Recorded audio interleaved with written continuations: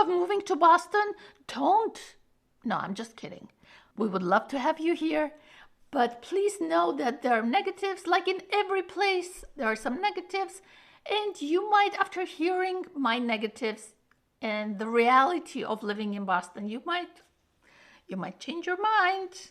Number one, the traffic is terrible. Now, it's not a big city. Boston is not a big city, but the streets are sometimes one way.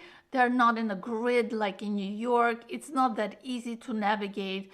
It creates a lot of traffic. It's a very old city, so you can imagine. Boston is number 6 by some rankings, the worst traffic in US. So first comes Los Angeles, New York City, San Francisco, Washington, D.C., Chicago, and then Boston. You know, different rankings say different things. Take it with a grain of salt. I just know that during the rush hour, I am not going to Boston. I don't live exactly in Boston. I live in a suburb, but I will not drive into Boston during rush hour. It's just killing yourself. No need. Commuters in Boston usually waste 150 hours a year sitting in traffic. So I guess it's a good idea to listen to a podcast or books. Number 2 is cost of living. I'm sure you heard that Boston is very expensive. Everybody knows that. So you need at least $120,000 a year income to live comfortably in Boston. That's according to Realtor.com. You should be prepared for this before you move to the city. Guess what? Boston is in the top 1% of the most expensive cities in the world. It is also ranked as 26th most expensive in US, 31st most expensive in the world. According to Numbeo, the estimated monthly costs for a family of 4 are $5,326, excluding rent. For one person, it's $1,463, excluding rent. Now, how much are the rents? If you're living outside of the center, if you're not in downtown Boston, the rent for 1 bedroom is $2,164, and for 3-bedroom apartment, it is $3,429. On average. According to payscale.com, Boston's cost of living is 50% higher than the US average. The city has the fastest growing job market in the country in finance, technology, medicine, and government economic sectors. So no wonder it's so popular and therefore expensive. What about buying a home in Boston? I remember a few years ago, I was doing a video in New York City, comparing New York City prices with Boston prices.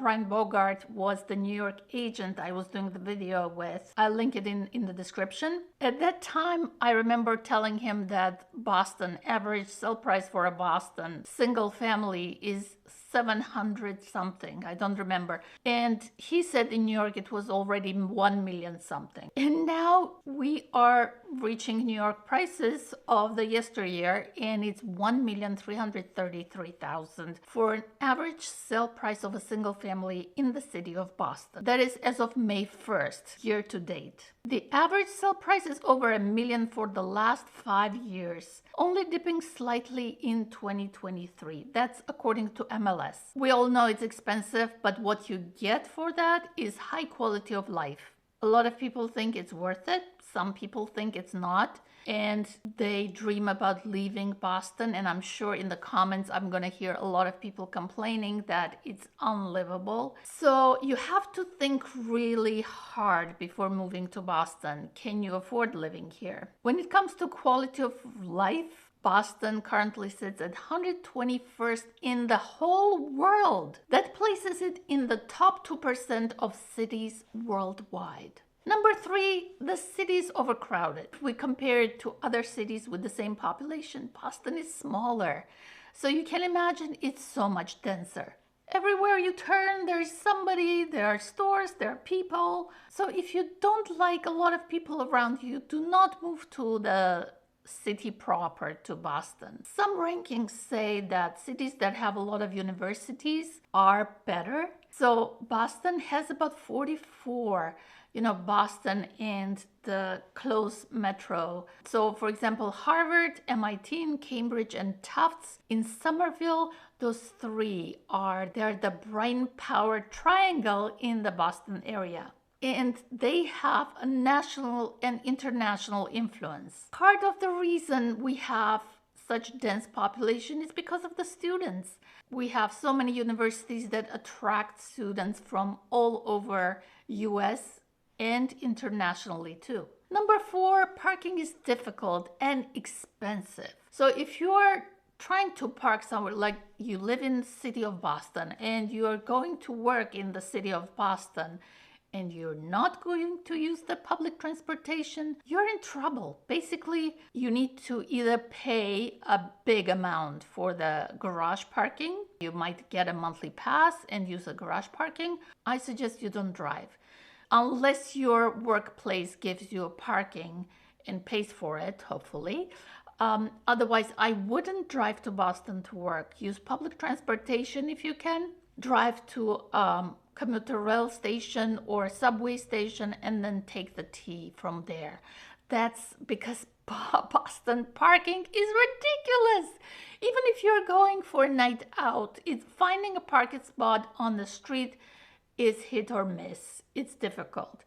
And especially when the weather is nice. I use Spot Hero to find the parking spots in a garage with a discount, or sometimes, weird thing, people will put their parking spot in their home on Spot Hero if they are traveling, let's say, and they will earn money using that parking spot for guests to come and park there. And number 5, winters are cold. Now, because of global warming, it got much better. It's not snowing the whole winter.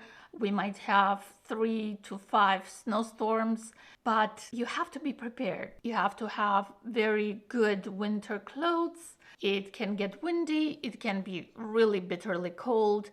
Even if it's not snowing, the temperatures just dip really low. If you don't like cold winters, don't come here. Now it shifted from December to January. So in January it starts snowing and the winter wonderland feeling can last until end of March. In April it starts to warm up. Sometimes in March we have really hot days, but you have to be prepared that at least 3-4 months you're gonna be cold and uncomfortable. Like at 4:30 it's dark during the winter months, which I hate. And I'm hoping that the daylight saving will change. My name is Nouné. I'm a real estate agent in Massachusetts.